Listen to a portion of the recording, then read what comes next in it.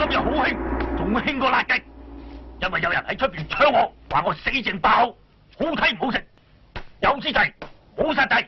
我今日要俾啲堅嘢你哋睇下，呢塊就係柳州棺材木嚟，皮厚紋多，筋又粗，識得用力嘅人一劈就斷噶啦。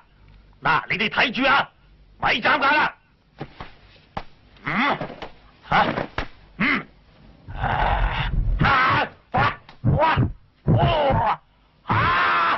呀！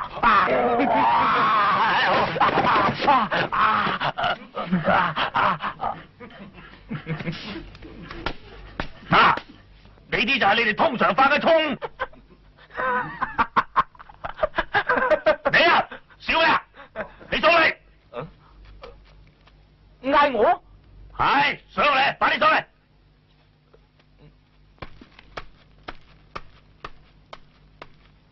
幾時入門㗎？啱啱啫。交咗學費未？未噃。阿叔個學費都夠膽講，紅抽你知道？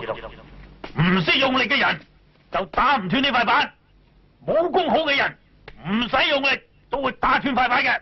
哇！你有冇搞錯啊？都係我師傅嘅錯啊！你過嚟，打我拳。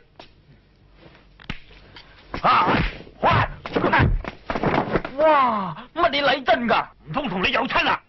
喂！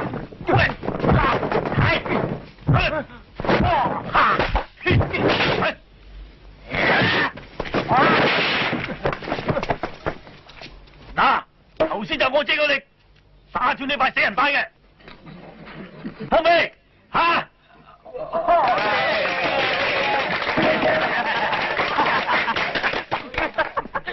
你個死靚仔啊！